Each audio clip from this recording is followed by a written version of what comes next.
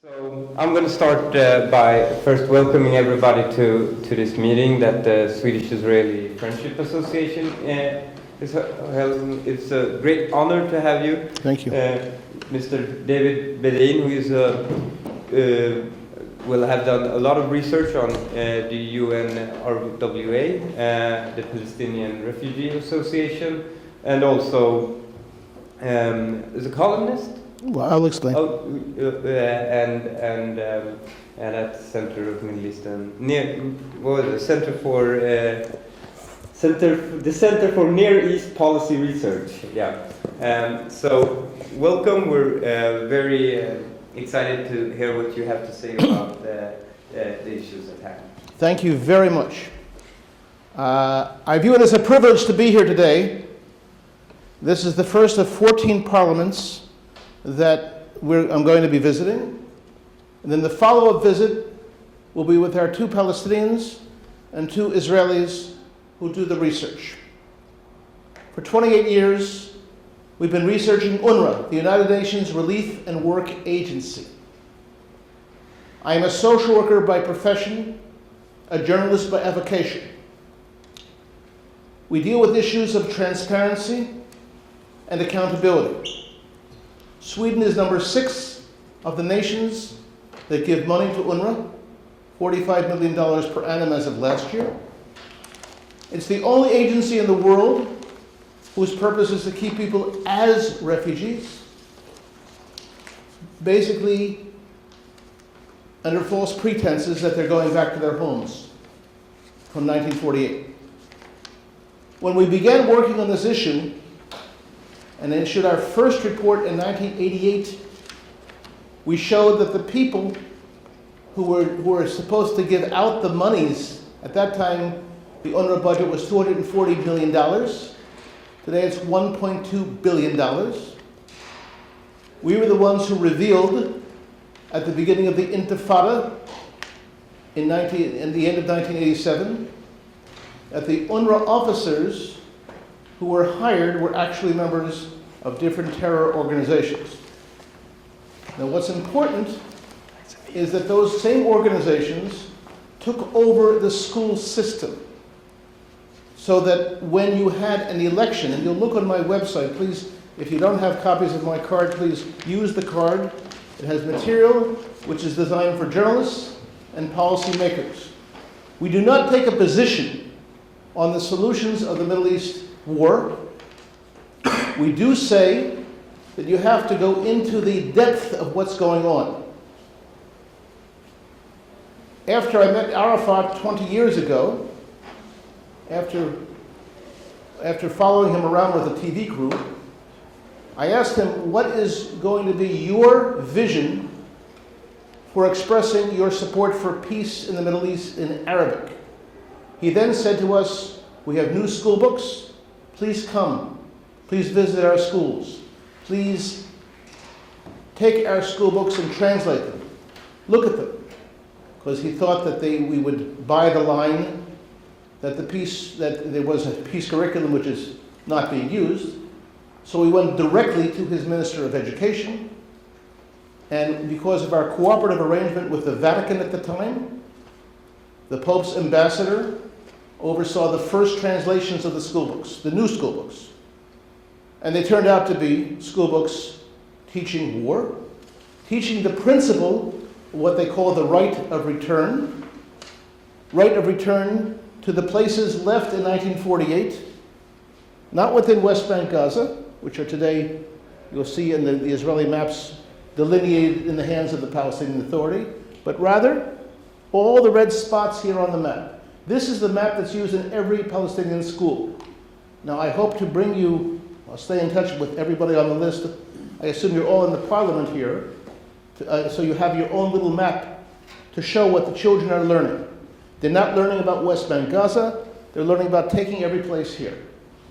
Now, if this was being funded by Iran or by Qatar, I don't think I would be welcome today to visit their parliaments. But because this is being financed by 14 Western countries, Western democracies, we can openly discuss this.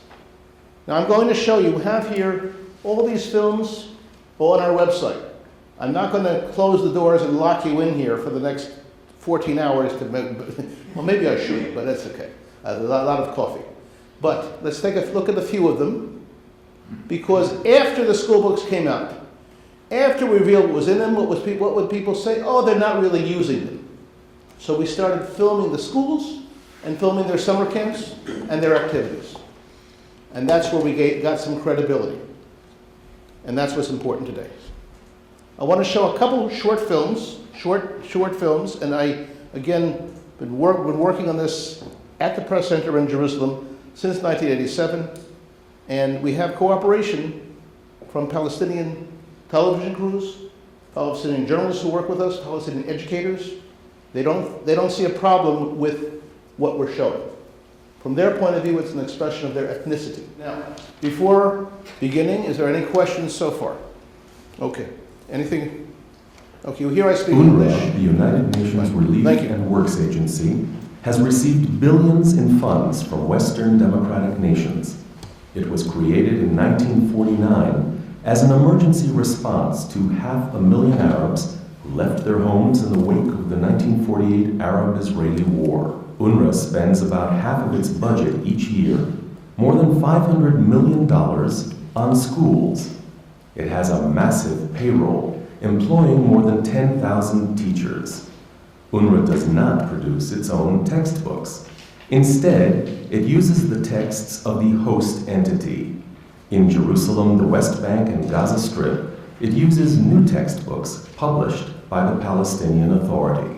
There are other UN agencies that serve descendants of refugees, yet UNRWA is the only agency that promotes the right of return to homes and villages that no longer exist. This can be seen daily in their schools. This is how an UNRWA elementary school class begins its morning.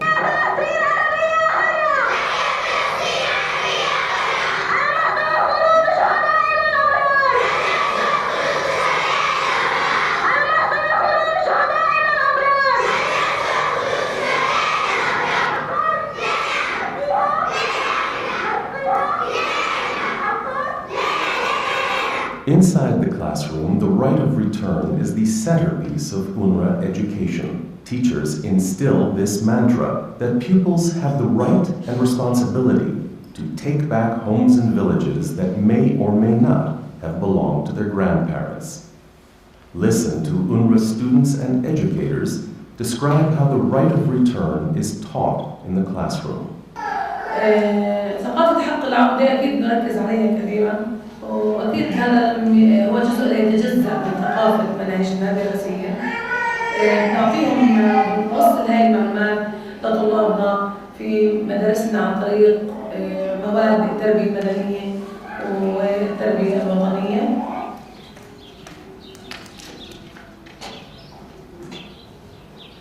احنا بندرس عن المخيمات الفلسطينية، والمخيم مكان أقيم للاجئين الفلسطينيين الذين أجبروا على الرحيل عن مدنهم وقراهم في فلسطين، وهم مصممون على العودة إليها. احنا بدنا نرجع على أرضنا، هم اغتصبونا إن احنا نروح عنهم. تبين هذه الخارطة المدن والقرى الفلسطينية بداية من عكا، صفد، لسان، الناصرة، حيفا، يافا، اللد، الرملة، تل أبيب، تل الربيع، وقطاع غزة، الضفة الغربية، الخليل، القدس، بيت لحم، جنين ونابلس، وكل القرى. في فرق ما بين المنهاج الدراسي اللي مقرر للتدريس، وفي فرق ما بين مفاهيمنا كمعلمين لاجئين. المنهاج الدراسي مقيد، يتحدث عن بعض المفاهيم البسيطة جدا جدا.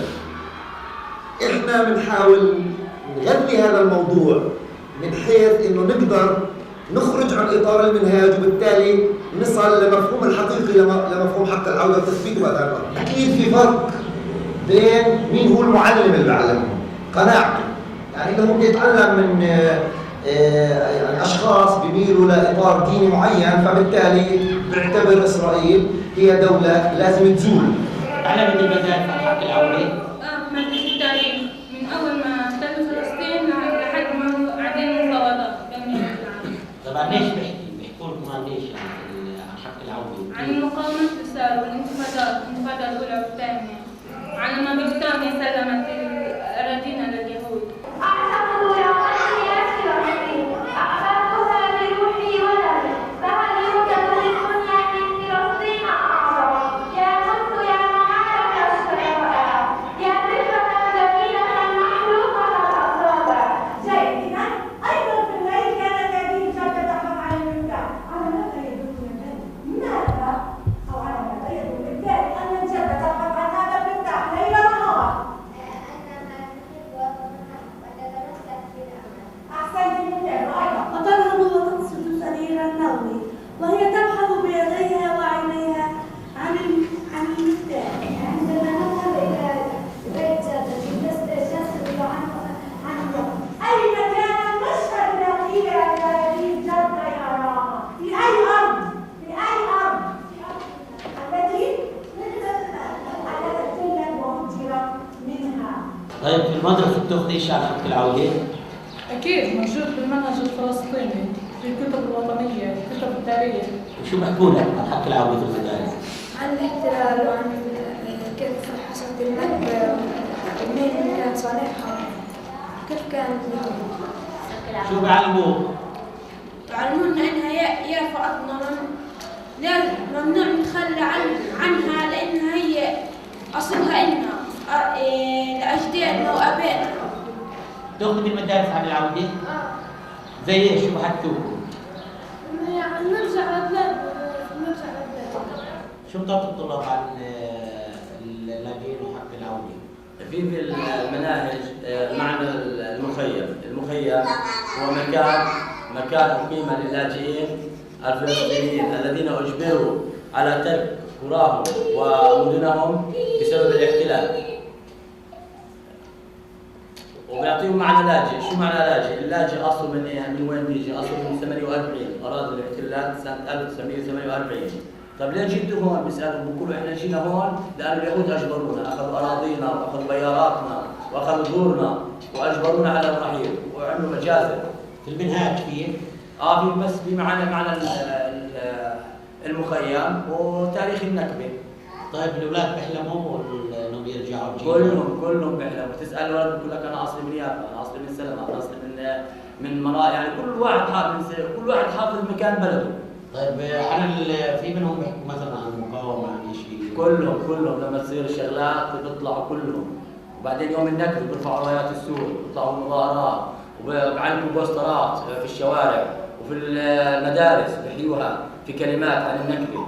أهم شيء عندنا بحياتنا إن احنا نحلم حلم ونعمل جاهدين إن نرجع لبلادنا، لأنه الحياة بداخل هذا المخيم لا تعني لنا ولا شيء. هي نعتبرها مرحلة بحياتنا رايحة تنتهي آجلا أم عاجلا، وإحنا بنحدد إن نرجع لبلادنا بأي وسيلة من الوسائل، نثبت حقنا أن هاي البلاد اللي هي تهجرنا منها وتدمرت هي بلادنا، وليس تمت في أي صلة لليهود من قريب أو من بعيد.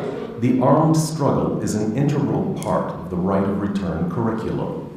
In prose and poetry, the image of the martyr fighting for the right of return is a recurring theme. This is a poem taught in the 5th grade. We shall return.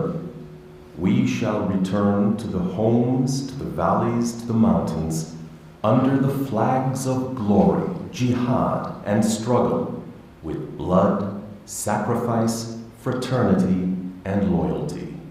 UNRWA denies that it teaches the right of return, along with Palestinian officials, such as Education Minister Lamis Al-Alami.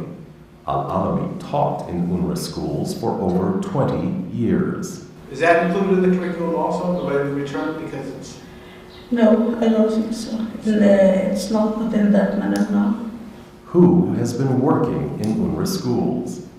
People like Awak Al-Kik, the ex-headmaster of an UNRWA school in Gaza. He led the Islamic Jihad engineering unit that built bombs and Qassam rockets. After his death, UNRWA students praised his memory at their school.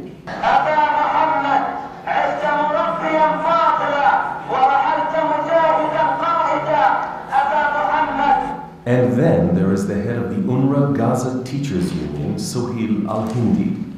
Al-Hindi brought former Hamas leader Sheikh Ahmed Yassin, who also served as an UNRWA teacher, to an UNRWA school to lecture about suicide bombing and martyrdom. The road to Palestine runs through the blood of our martyrs. In public, UNRWA distributes glossy folders and informational packets extolling the virtues of their work with refugees, but there's no mention of the 41 former UNRWA students who became suicide bombers and killed 83 people and wounded 436. When we visited schools that operate under UNRWA, students shared their plans on how to make the right of return happen.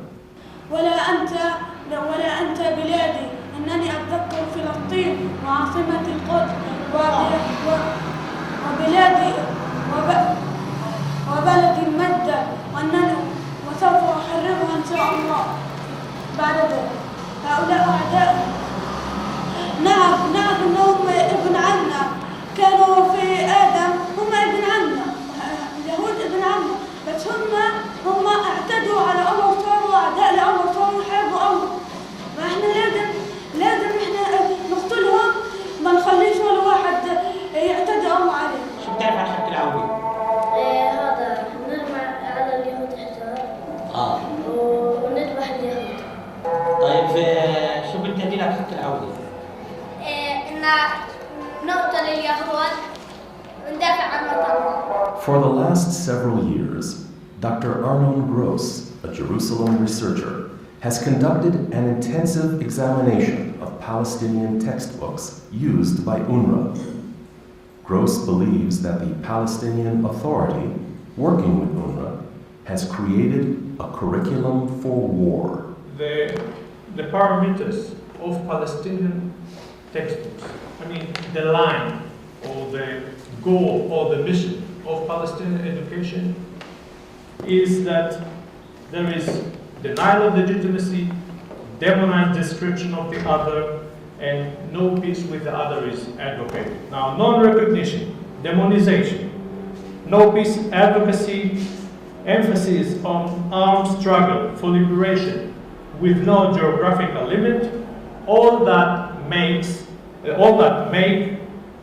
a curriculum of suspended war. It is not a curriculum for peace. Okay.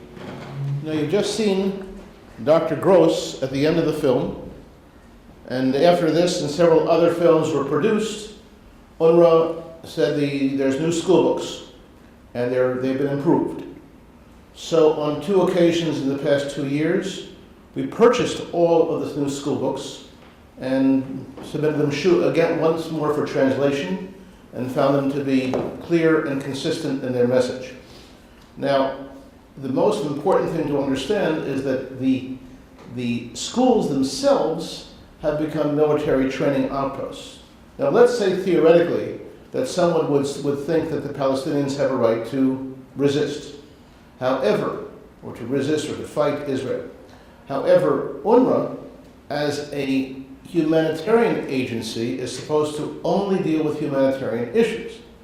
One of our revelations from our interviews with Hamas leaders and also with UNRWA officials was to show that the UNRWA unions were taken over by Hamas, meaning that all funds go through Hamas. Now, what we discovered was, we made 3 films on this subject.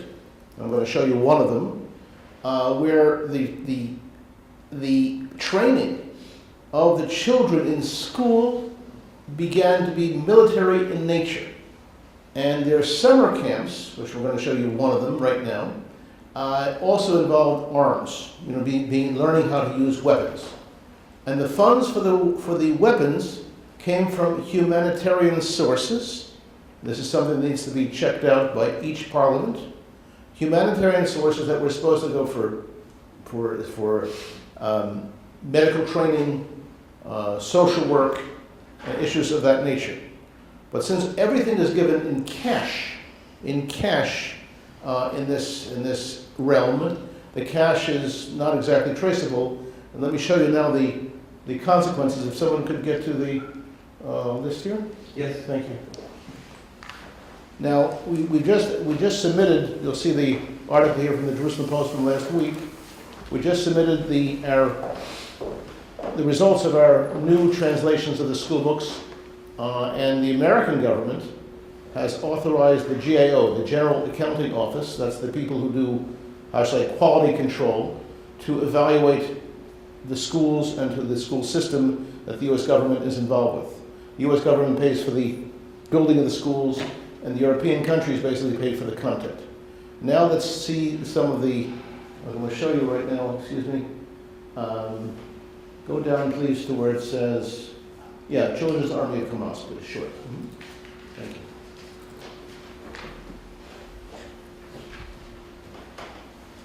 The European Union is now considering whether to remove Hamas from its list of designated terrorist organizations.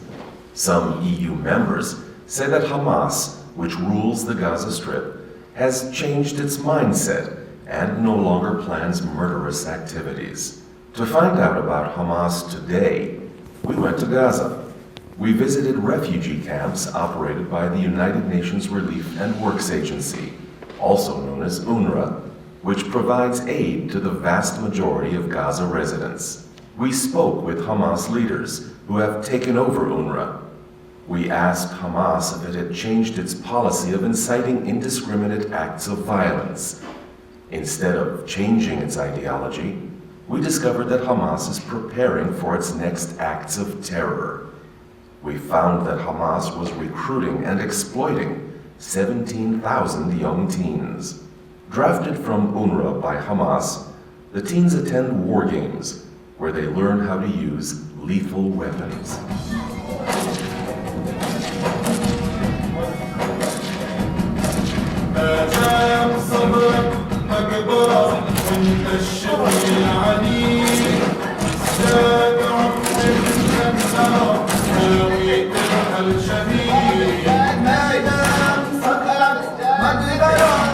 Training children for combat represents a clear human rights violation, as spelled out in the United Nations Convention on the Rights of the Child.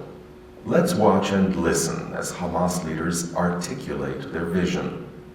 Let's also hear from the youngsters themselves. فإن الجنود الأشداء قادمون بإذن الله عز وجل سوف يرونه في حيفا وتل أبيب وكل مكان من أرضنا الفلسطينية. احنا بنعد ونتدرب في هذه المخيمات كي نصبح مجاهدون ونقاوم الاحتلال الإسرائيلي الظالم الذي احتل هذه الأرض والذي دنس هذه المقدسات، وبإذن الحي القيوم سنحررها بإذن الله عز وجل، وسنصبح بإذن الله من القادات المحررين للمسجد الأقصى. وهذه المخيمات تعلمنا منها الجهاد والصبر والتمكين والإيمان وكل صفات المسلمين. كل عام سيكون في هناك شيء جديد يعني يكسبه هذا المشروع، نصل إلى مرحلة أن يكون جميع أبنائنا وجميع شبابنا شباب يعني قد محونا الأمية على السلاح إن شاء الله. تعلمنا كثير في هذه المخيمات زي تفكيك السلاح الأجزاء المعينة فيه، وخشينا كمان المخيمات إحنا حتى للعدوان الصهيوني من هذه البلد، ونسأل الأرض المحتلة القدس ونحررها بإذن الله. المقاومة تعتبرها حماس أساً لإرجاع الأرض وتحرير العرض وتحرير الأبناء وإقامة الدولة وعاصمتها القدس. الميثاق هو مبادئ، والمبادئ لا تتغير ولا تتبدل على مدار الزمان. قررت بأن الكفاح المسلح على رأس الوسائل التي تسترد بها الأرض، وهذا شيء معلوم من الدين بالضرورة. عشان أتدرب حلم أن أكون مجاهد عشان أحرر الأرض. طبعا يعني يعني عشان الأقصى إن شاء الله نحررها بإيدينا وبإيدين المجاهدين القسام والمقاومة الفلسطينية. شاركت عشان نكون مجاهد وعشان نكون رجال.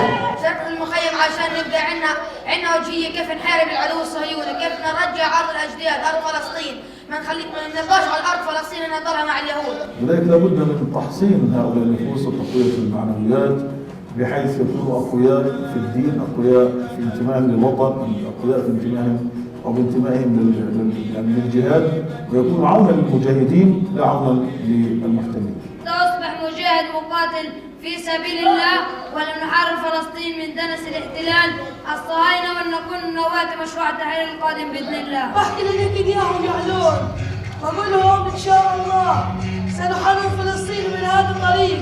إذا ضلينا على هذا الطريق حنحرر فلسطين إن شاء الله.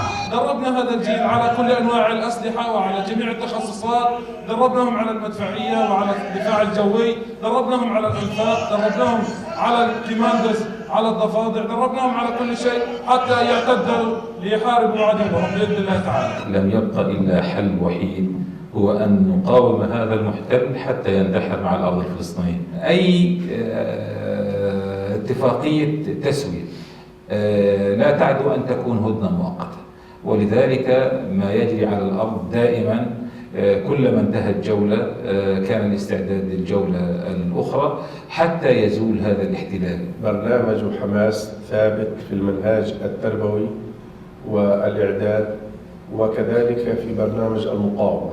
من خلال هذا الميثاق نقدم رؤيتنا لهذا الصراع مع الاحتلال، نقدم مبادئنا ونقدم آليات التحرير من خلال المقاومة. طبيعة العلاقة بين حماس واليونروا هي علاقة طيبة وجيدة. نحن نحرص على تسهيل وتيسير أعمال اليونروا، ويحدث تواصل في بعض الأمور التي قد يحتاجون لتسهيل الأمور، ولكن الآن كما قلت أن الاتصال المباشر مع الحكومة. أنا أؤكد على أن الكفاح المسلح هو الخيار الوحيد لتحرير فلسطين لا المفاوضات. نحن نقول أن هذه التهدئات وهي تمثل بالنسبة للمقاوم استراحة مقاتل حتى يتم تحرير أرضنا ومقدساتنا. المقاومة من حقها أن تطور إمكاناتها. ويعني هذه ثقافة المقاومة يعني متجذرة في الشعب الفلسطيني.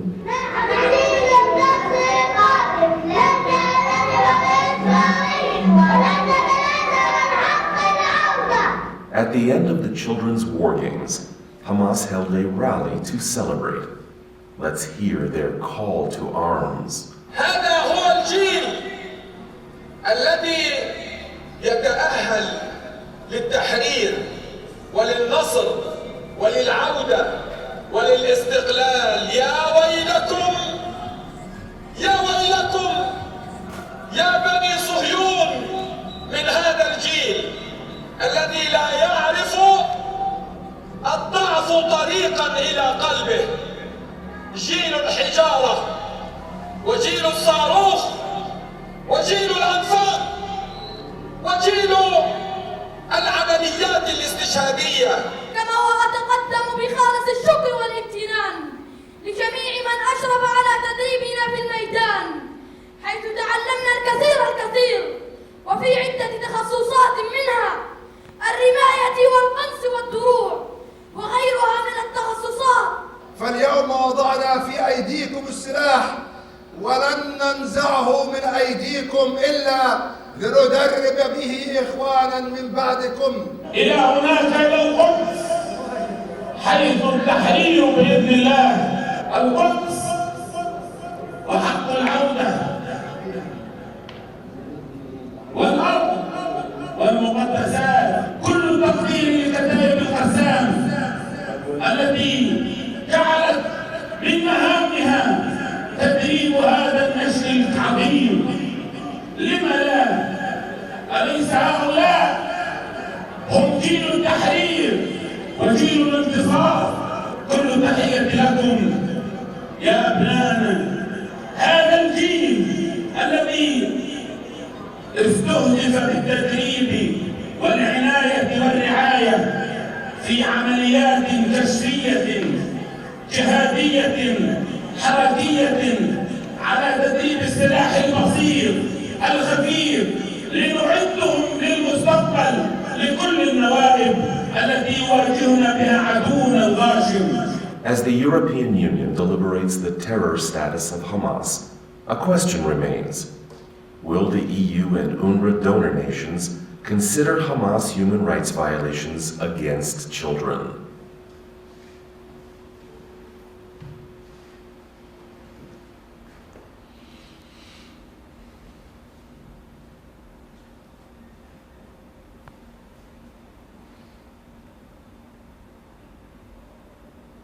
The breakthrough in this film, getting on the record, Hamas leaders praising the cooperation with UNRWA, very important, because UNRWA always denied it, and when we showed the previous film in the US Congress, the UNRWA spokesman said, Suhail al-Hindi has been fired.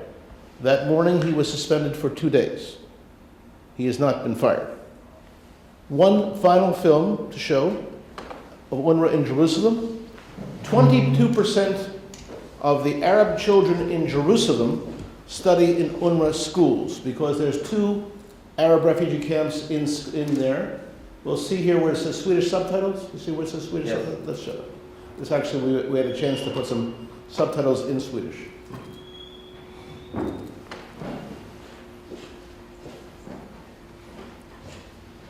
The new wave of terror known as the stabbing intifada has been widely perceived as a spontaneous uprising by Palestinians against Israelis.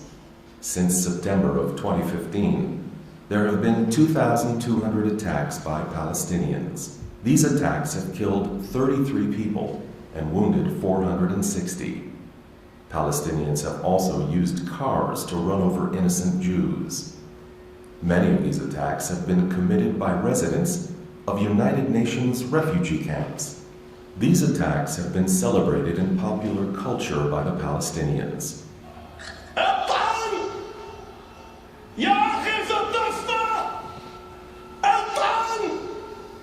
A closer look reveals that the uprising has hardly been spontaneous. Its roots, in fact, derive from an educational curriculum taught to Palestinians beginning in the first grade. فلسطين عربية من المي للمية. فلسطين عربية من المي للمية. فلسطين عربية من المي للمية. بدنا حيفا بدنا عكا. بدنا حيفا بدنا عكا. رايحين على الأقصى رايحين على الأقصى. Many of the Palestinians who murdered Israelis were educated in schools run by UNRWA, the United Nations Relief and Works Agency. This agency receives over $1.2 billion a year in funding by Western nations, with the United States serving as the lead sponsor, donating $400 million annually. Children are taught in UNRWA Palestinian schools to hate Jews, who are described in their textbooks as snakes and wolves. Their classroom and schoolbook maps make no reference to Israel and identify the land as Palestine. Their curriculum focuses on jihad or holy war and the Palestinians' desire to conquer Israel. In addition, UNRWA teachers glorify the right of return through war.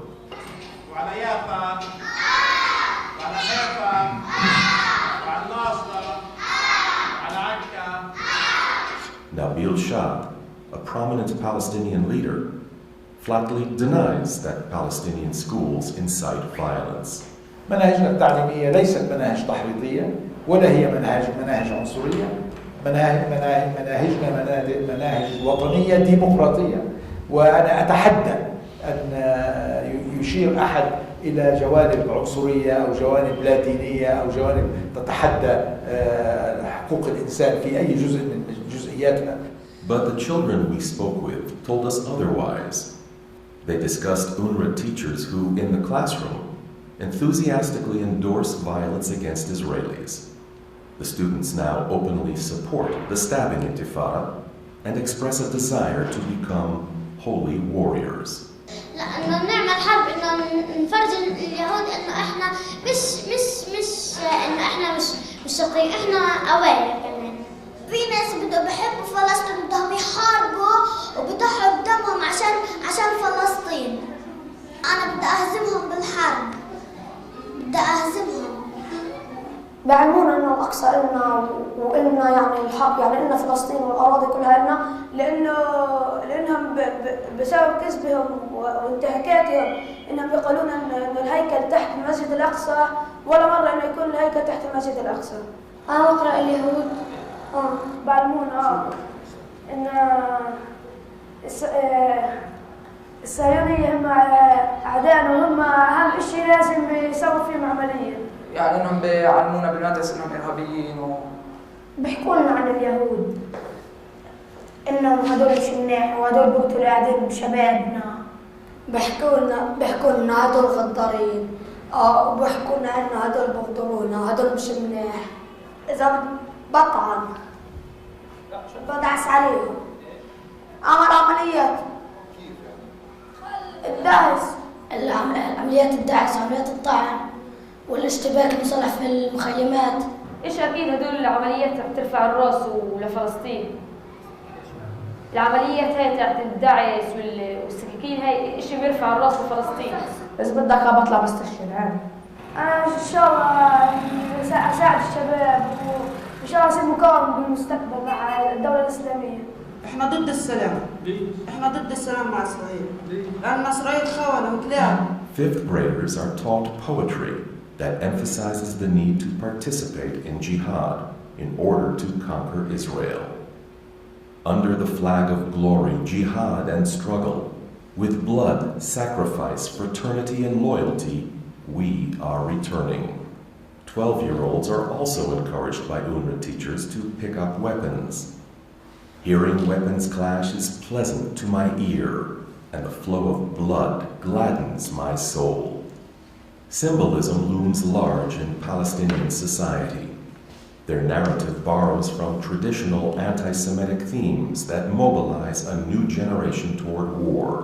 Over the years, Palestinian leadership has fueled tensions by repeatedly accusing Israel of planning to destroy the Aqsa Mosque and replace it with a Jewish temple on the site.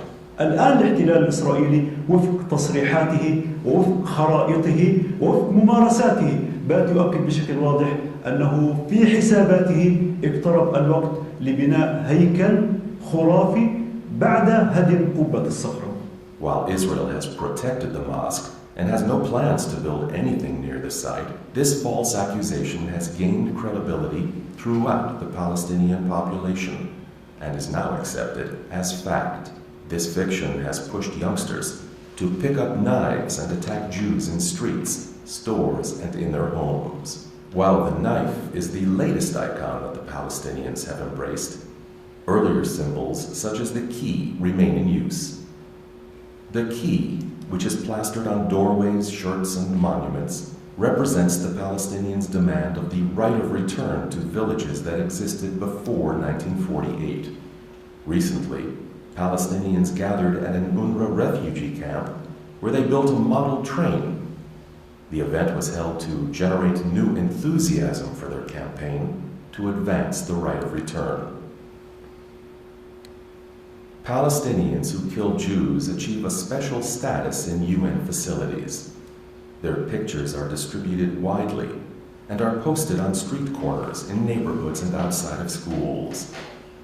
Recently, the Palestinian leadership created a mobile exhibit honoring those who killed Israelis. The event drew young and old. Now, a new violent Palestinian uprising has begun. It is focused in Jerusalem, and many of its participants come from UNRWA refugee camps. We traveled to these UNRWA facilities and found students proudly discussing their desire to kill Jews and conquer Israel. لأنهم اليهود هم محتلين عشان يطعنوهم، واليهود يخافوا يطلعوا برا البلاد والبلاد ترجع لنا. يعني أطلع أستشهد أعمل أي شيء في دار الأقصى. أنا مع عملية الطعن لأنها بترعب اليهود، بتخليهم مرعوبين، فيش عندهم سلام أمني. بدنا نضحي في أرواحنا عشان المخيم وعشان كل فلسطين، عشان مسجد الأقصى. طبعا بكرههم كثير بالانتقام. أنا عندي إحساس إنه يعني نطلع نقتل اليهود عشان تيجي لنا الأرض.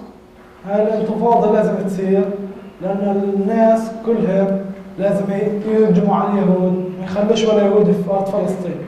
بدنا نفهم بالعمليات، نقتلهم بصيروا يتراجعوا واحنا بنتقدم. الانتفاضة جيدة، احنا قاعدين بنقاوم باليهود عشان نرجع لأراضينا عن طريق المقاومة في عمليات الطعن والدعس والطخ ورمي الحجار. أنا رأيي إنه لازم إحنا بدنا نطلع اليهود. أنا بدعم عملية الطعن، أنا بدعم كل واحد بيعمل عملية طعن ولا بفكر إنه يسوي، أنا بدعم ويا ريت أنا أستشهد. Meanwhile, the incitement continues, and there is no sign that an end to the violence is near. Logic dictates that if there is no change in the curriculum in Palestinian schools, these students will become the next generation of jihadists in the Middle East. Okay. The process that's begun in the United States government, as mentioned, is that the U.S. Senate Near East Subcommittee has authorized the GAO, the General Accounting Office, to begin an investigation based on what you've seen today, and also the school books, and also the whole atmosphere in UNRWA. U.S. is, of course, as you saw from the film, paying 1/3 of the budget. Sweden gives 10% of the budget. If there's any questions further, what we hope to do is to begin a process here and to make our investigators available to you so you can dialogue with them. I don't view this as I mentioned before, as a pro-Israel issue. This is an issue of Arabs who have been oppressed and who have been manipulated to stay in refugee camps under the premise and promise of the right of return. And whereas as a student 40 years ago, when I began to deal with this issue, I would walk into a refugee camp and a child would laugh and say, I'm from Jaffa, I'm from Ashkelon. We don't see the laugh anymore. And we had a few days to do a seminar.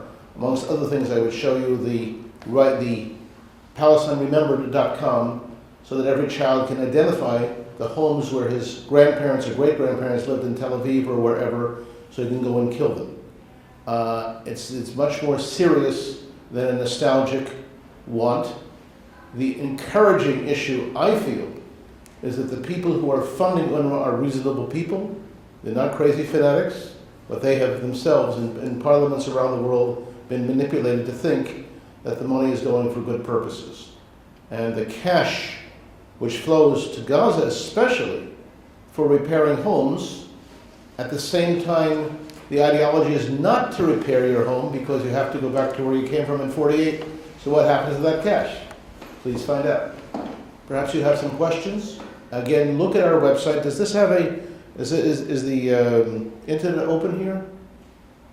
If so, then let's see, we can just look at our website and use our website as something that you can all examine and use. IsraelBehindTheNews.com, if you can. Okay. Are these videos available? Right there. They are for you to take and use. They're right on our site, IsraelBehindTheNews.com. This is the most important aspect of the modern technology, that the information, we have 7,000 entries on our website, and we've spent a lot of money hiring good researchers and filmmakers.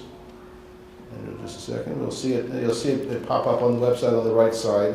All these films are available for use and for presentations to people who, especially for policymakers or media.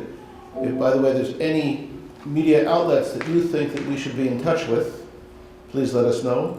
If there are universities that you think we should be in touch with, let us know. And if you feel that your embassy in Tel Aviv should know about this, let us know. When we sent a group of people to meet the Swedish consulate in Jerusalem, they were shocked and surprised. They weren't pulling our leg. They were genuinely surprised with what they found. Let me see if I can. It's going a little bit slow. Okay, that's fine. I speak English because 46 years ago I moved from the United States to Israel. If you want to know how I don't speak like this from Israel, and want you to know that this is very good, very important. So I know some. I'd like to come back here when Bob Dylan gets his award. Anyway, any questions you may have, please. There's a PowerPoint on the Hamas takeover of UNRWA, and many articles here about the UNRWA-Hamas connection. Dr. Gross, who is our main person dealing with these issues, and as we scroll down a little bit more, let's see, it scrolls down quickly. Okay, just a moment. Stop here. Okay. Yeah, as you go down here, someone asked about the. 1 second. I'm internet challenged here. Just go down. Oh, here, 1 second. I think it'll be okay. It's the PowerPoint. The PowerPoint. Oh, delayed. Okay. Okay, that's the PowerPoint. You can. Oh, first of all, this is very easy to follow through the PowerPoint in terms of how it happened, how UNRWA took over. I mentioned before, Suel El-Hindi, who we have interviewed, by the way, on 3 occasions, who was elected to run the union, and this is the proof of the pudding that actually we have a situation where UNRWA is controlled, that all the funds that go through UNRWA in Gaza are basically grabbed by terrorists. And now, as you go down the website here, see the videos here. These are what I was showing you before, and you can download any of them. If anyone knows of a source that can help us, number 1, translate everything into Swedish, and number 2, if our offer, if anyone would like, we can make a Swedish film. January 1st, which is just five weeks from now, is the anniversary of the PLO, and in all of the UNRWA camps there will be celebrations, and we can make a film based on that in Swedish. We have 2 Swedish TV film people in Jerusalem who can help us with this. We also have various Palestinians who speak Swedish fluently. So again, the idea, if I can borrow a phrase, we try to say, let my people know. People don't know. And I think that's the source of the problem. The source of the problem is not anti-Semitism, but simply lack of knowledge. Please, just introduce yourself. Thank you. Well, my name is Hanif Bali, and I'm a member of the Moderate Party. And my question is, what is the reaction you get from UN officials? I mean, obviously the UNRWA they would probably defend and say this is not going on, but if you look at other UN officials. Well, first of all, let's be very clear about something. UNRWA gets no money or hardly any money from the United Nations, number 1. Number 2, other United Nations agencies have been responsive. For example, when we revealed at one point that certain people from UNICEF had been involved in terror activity, within 24 hours, UNICEF removed those people from their staff. 24 hours. With UNESCO, there's been responsiveness, it's not only positive. With UNDP, when they put out a map of Palestine without Israel, the senior staffers were fired after we brought this to the United States Congress. UNRWA, however, their response is that everyone you see in the film are obviously hired by us. Any UN facilities don't exist. They're in our backyard. My lovely wife is over here, Sarah. Find out if there's UNRWA facilities in our backyard. I did take my children to see Universal Studios in Los Angeles, so perhaps we have a studio like that. But that's been their response, to just deny that this happens. So let's leave UNRWA alone. The money is coming from the donor nations. So I'm speaking to you. I don't want to don't want to waste my time with UNRWA. They will say what they say, but the money is coming from you, and ask questions. Not only as people who are in a sense pro-Israel, but I would like very, very much in my interface in Stockholm to meet a few people who may be very pro-Arab, very sympathetic to the Palestinian cause to discuss with them, because I do not believe that, because I used to know the Swedish Association of Social Workers very well in my previous life when I used to, from the Israel Association of Social Workers, interface with the Swedish Association of Social Workers. I do not believe that these good people who are involved today in this kind of aid would want funds for medical services which disappear and wind up in military training camps. I don't believe that they would want that, even if they're pro-Arab and anti-Israel. That's not the issue here. There are people with integrity on all sides. Any other questions, please? Please, Ron. How have you made these movies? We hire a crew and send them in. And we've been doing this for the last 7 years, 8 years actually, because after our revealing the school books, and people said they're not being used, so an educator said, David, if you're not filming them, well, no one's going to believe you. So we engage. My work over the years has been to accompany journalists to the scene. Usually I would take the journalists to the Israeli side and my Palestinian colleagues to the Palestinian side. So I got to be very, very friendly on a professional basis with the Palestinian TV crews. And in the 10 years I worked with BBC, I would always ask, why don't you publicize what they're saying in Arabic? They say it's not important. Well, it may be important, and the Palestinian crews would think, yes, it is important. It's newsworthy. So the Palestinian crews are very pleased to cover this story from their point of view. As journalists, this is newsworthy. So it's no secret how we do it. When we were confronted with an official of the United States State Department 14 months ago who said to us the school books have been improved, we sent our Palestinian crew to the warehouse where all the books are sold, and we bought them. We also saw them on the internet, and we evaluated them. And the American Embassy, this is off the record, I don't know there's a film here, the American Embassy was very receptive to us. However, when we went back to Washington, we found again in Washington, Obama's people saying, I'm sorry, the books have been improved, there's no problem. So the funding from the US and Sweden and other countries, are they going directly to UNRWA, or are they going through? UNRWA has its own account. UNRWA does not go through the United Nations. It has its own account, and the UNRWA is the only, and doesn't have a board of directors, by the way. No. There is no, whereas with UNESCO, UNDP, UNICEF, etc., they have a board of directors. If there's a problem, we go to that board. There is no board of directors there. And they do with it what they wish.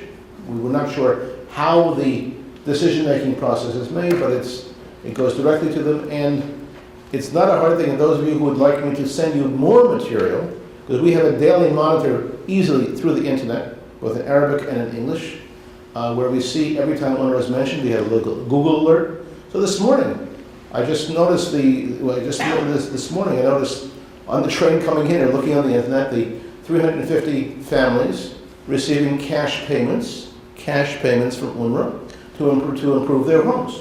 Now we know these neighborhoods, they have said very clearly, we will not use it to improve our homes. So where does the money go? So in the Talmud we say asking questions is more important than giving answers. Ask the question, you're helping people repair their homes? Can we see what happened, please? And delegations that would ask would be very, very, very much appreciated. Please, what is your name?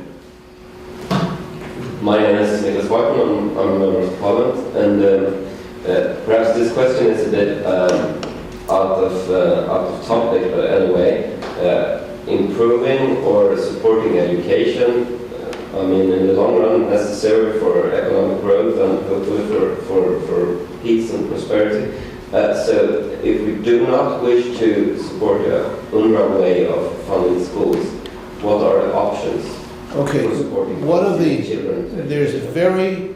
you put on what we have here, if I can get onto my site here. I don't know how long it's going to get. As we speak, I'll go to the source here.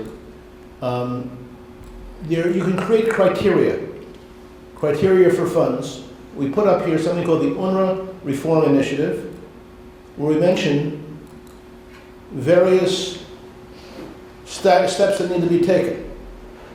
First of all, accountability. Second of all, if there are terrorists on staff, please remove them. Third, if there's a curriculum which is inappropriate for United Nations education, please get rid of that.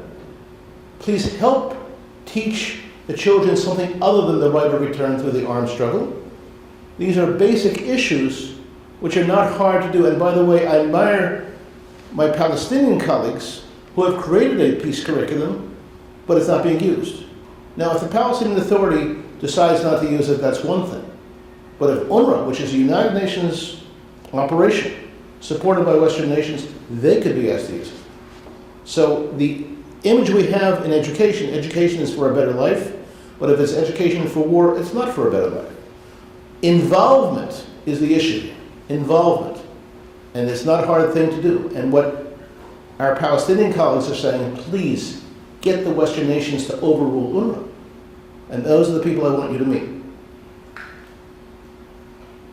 Any other questions?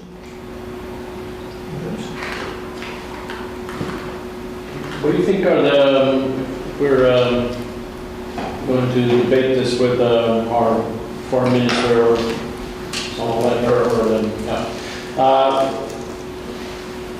what do you think are the most important questions to ask to her? Oversight of funds.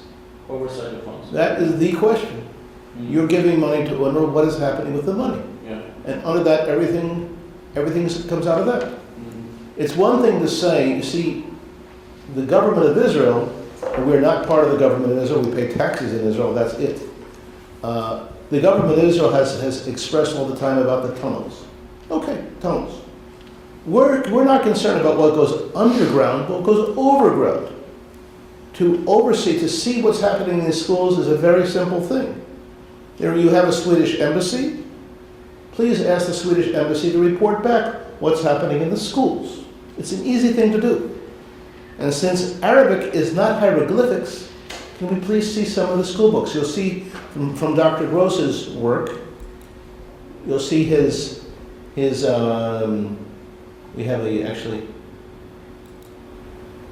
see Dr. Gross's work. He'll has many of the school books translated here on the website. They're easy to find. Take a look at the books. And when you take responsibility, one doesn't have to be, quote, pro-Israel to say this is inappropriate. They even take, you'll see on the site, you'll even take the books used for Christian Palestinians. It's the first school books since Vatican II which claim that the Jews killed Christ. So that's what they're learning. And by the way, all of the school books here are distributed around the Muslim world and also amongst Muslim immigrants. So this is the power of the internet, and there's something called the Right of Return Center in London, which we visited. And now the British government has been looking into this whole story. So the Right of Return Center in London, taking these school books, taking this curriculum and distributing it around the world. And it's not exactly self-determination, it's war preparation around the world. But again, asking your foreign minister very reasonable questions. When our people interfaced with the Swedish consulate in Jerusalem, they genuinely did not know this was going on. So I don't give them orders, in a sense you do. Would you please ask the Swedish consulate to look into this? And ask them what's going on in the schools. Are they being taught peace? Are they being taught war? Perhaps we have a credibility problem. I'm coming from Israel and giving you this information. I want this to come from you. And we'd be ready to have our translators and our staff meet with the people here to come bring them to Stockholm, also to have Stockholm come to Jerusalem or Tel Aviv. If there was a peace curriculum being used, we'd be the most popular agency in the world. But you know, we actually, it's not exactly, how shall I say, popular, to be honest. We were the agency that revealed that the PLO never canceled its covenant, because we were hired by a major foundation with a major piece of money to show that they didn't care, that the process of canceling their covenant for destroying Israel. And when they didn't cancel the covenant, we had the only crew there because it was Israel independence that day, and everyone was nobody was working, and we showed that they didn't, well, we got a $100 kill fee instead of getting a $10,000 grant, you see. So it's not exactly profitable to come up with the truth. But that's in the fact that the covenant, the PLO covenant, and also the Hamas covenant have been woven into the schools is a problem. Also, by the way, if Swedish money is, you can check this, is going into medical facilities, check this out, find out whether the medical facilities are fully staffed and whether there's supervision of the medical devices there. Have they been stolen? Are they still there? Whatever. It was actually, I mentioned before about our dialogue with the Vatican with the Catholic Church on this issue. It didn't happen spontaneously. When Pope John Paul II visited the Dheisheh UNRWA refugee camp in 2000, and he saw the children revved up in a kill the Jews atmosphere, he said it reminded him of what he saw when he was a cleric in Poland in the war. And he asked specifically to see what they're learning in their schools. On that basis, the Vatican was interested in us getting them the books. Any other questions you may have? Any skepticism? Would there be, now let me ask you a question. Do you feel that there are members of parliament who are helpful to the Palestinians who would be interested in seeing any of this material?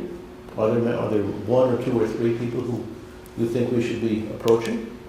If so, give us some ideas. I don't want to be preach to the choir.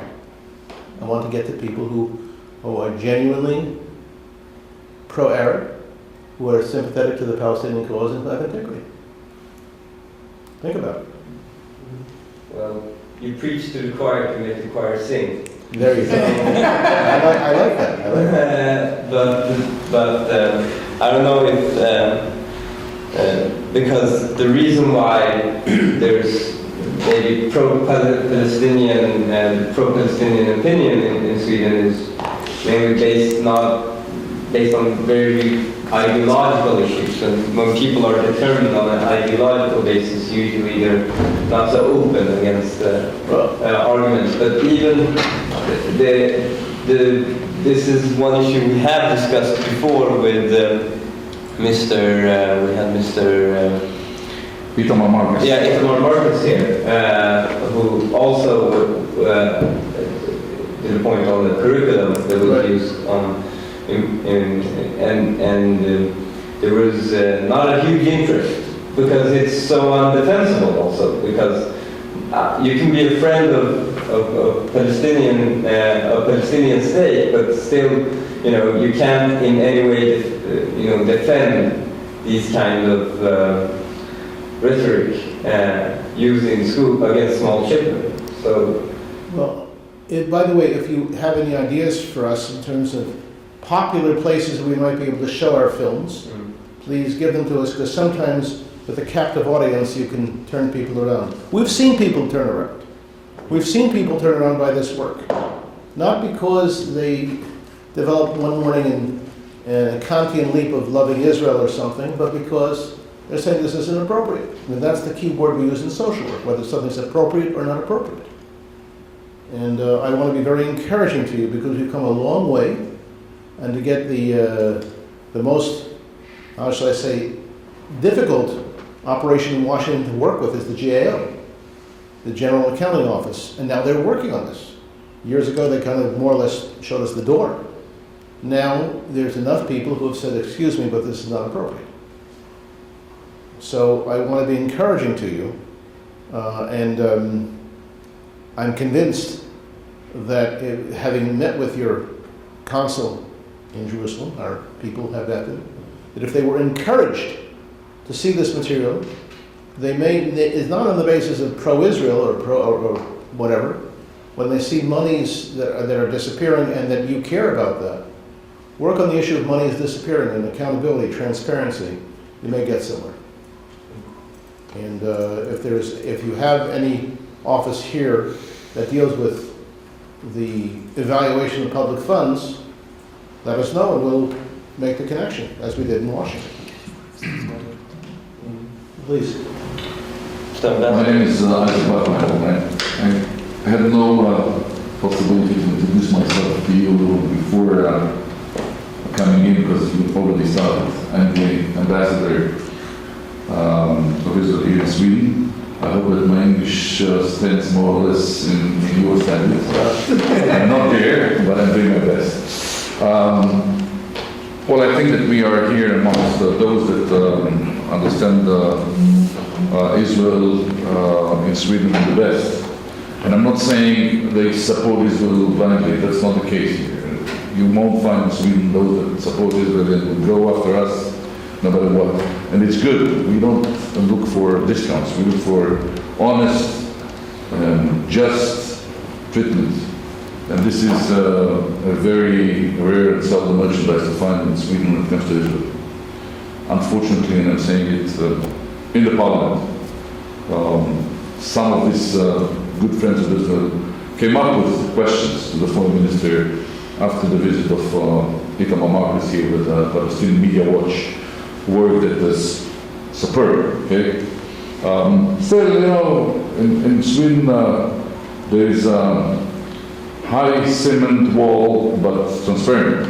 Okay, we don't see what the Palestinians are doing. You know, in the Israeli-Palestinian conflict, it's like a good boxing ring where you see those two boxers are, you know, punching one another, and in a miraculous form through the video, today's you know, gadgets and techniques, you take away one of the boxing boxes, and you see one punching in the air.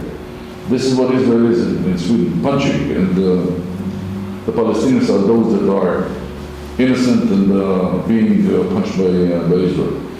It is awful, terrible, and it's so wide and so terrible to find a crack to enter that your information is very important in this sense, plus what we have heard from Itamar Marcus here. But still and yet, in Sweden, surely today, this government, and I doubt if the Consul General in Jerusalem genuinely did not know about all this stuff. They visit Gaza, they visit Ramallah, that's their work and that's their job. There are, you know, tens, hundreds, and I would say over the years, surely thousands of people that go to Gaza, Ramallah, through the churches, organizations, aid mechanisms. It's as we speak, there are a few delegations from Sweden in Palestine, Israel, whatever the definition is. It's mainly the Palestinians to show how terrible the Israeli conduct is and how miserable the Palestinians are. As we speak, there is a delegation of journalists taken by the Diakonia, a church, inter-church type of organization, religious organization, plus the Swedish church. And they are there to be taught what? How terrible, you know, there is some Israeli component in the program, but it's a minor thing. And the picture that is drawn time and again with lots of money is how Israel is terrible. And this has results. It found its expression in you know, the positions that Sweden has vis-a-vis the conflict. So I'm glad that you're here. I want to thank you for your work. It's an important work, and you presented it objectively with no, you know, really Israelis are righteous here. I think that those are the questions that we asked after the visit of Itamar Marcus as well. Where is the Swedish money going to? Is it constructive? Is it destructive? What are we doing here? Are we blindly following the Palestinians because this is the narrative in Sweden and our money goes exactly to the opposite of the goals that the Swedish government declares openly, to bridge and to bring about peace and so on and so forth. Unfortunately, the practical things that are done on the ground are counterproductive. Let me help by breaking through with, again, a new idea. If the ambassador or any of you know of delegations coming, we'd be very pleased to make connections with our Palestinian colleagues who'd like to speak with them. Our Palestinian colleagues who talk about corruption. Our Palestinian colleagues, one of whom was actually in tears when he made a presentation to foreign diplomats and saying he had come back to Jerusalem after many years abroad because of his studies, and now he has a young family. He says, you're teaching, you want me to go to my children to go to a school where my 6-year-old is learning how to die before he knows how to live? And that had an effect. It wasn't coming from me. I have a kippah, a brit milah, the whole business. You have a Palestinians who will be just let us know when they're there, because they generally stay at the American Colony Hotel in Jerusalem, and we send people that we've been doing this for years with journalists. We can do this with with diplomats and other humanitarian groups. We'll send them there to meet, have coffee with them, talk with them. And this is so just let us know that they're coming, and we'll wait for them. No ambush, don't worry. But we'll wait for them. We'll present another point of view from the Palestinians themselves. Because this is the issue that they have, and there is a growing, and I'll discuss this with the ambassador, there is a growing, without making it too dramatic, we'll call it a Palestinian underground. It's very serious, because we work with Bassem Eid, and we work with Masad Abu Tuma. Bassem Eid is a veteran human rights activist. In 1994, when he revealed to the world, some of which listened, some of which didn't, that all of the officials of the Palestinian Authority who were brought in to run the PA, every one of them had a murder record. And it was almost a requirement that to show that they had killed fellow Palestinians. Arafat arrested him, then a bunch of us who have American citizenship went to the State Department to protect him. And he's been under protection ever since. He's got a story to tell. He was also one who used to work for B'Tselem. B'Tselem fired him because he was revealing the human rights violations of the Palestinian Authority. He'll talk with people about that. And maybe Sweden would then think twice about some of the NGOs it helps. Not from me, but from them. So understand there's a whole cottage industry, especially that Abbas is about to disappear. That there's a cottage industry of Palestinians who don't want to see the PLO dictatorship continue. And they'll speak with you. They'll speak with anyone. Just let us know. You have my card. Let us know that they're coming. And very quietly, very carefully, very professionally, we'll make the connections. This is part of the deal. Because they're the people. Bassem grew up in an UNRWA camp, and he talks about and he's ready to come here to Sweden. What it was like to grow up in an UNRWA camp where you have an outhouse and everybody else has a toilet. Why don't you have a toilet? Because the toilets are waiting for you in Ashkelon. Hello? So you'll have to understand what kind of manipulations these people have been through, right? Why you don't have a doctor, why you don't have a proper way of living, etc. Because your homes are waiting for you in Ashkelon, etc. So this kind of manipulation, if it was, again, I want to emphasize this, if this was coming from Qatar or from Iran, I don't think their parliaments would welcome us to come to talk to them. At least I don't know if my head would be attached to my body after that. But understand that I'm dealing with reasonable people. And because of my own experience, 35 years ago when I used to interact with the Swedish Association of Social Workers, I'm sure many of those people are in power now in international social work positions. They're the people out there. They're reasonable, they're good people. But they've been manipulated. And, that's the name of the game. You had a question over here, perhaps? And just you had a nice smile, that's all. Okay, fine. Okay, well, thank you very much for having me today. If you have a sign-up sheet, then have the sign-up sheets, and I'll make sure to develop a dialogue to make sure, and if you know of those who will help us put these films into Swedish, those people who can welcome our experts here, opportunities for dialogue, opportunities to reveal this. This is what what we're all about. Thank you, Mr. Ambassador, for coming too. Thank you. Well, thank you for coming and giving us this presentation. Thank you very much. Pleasure.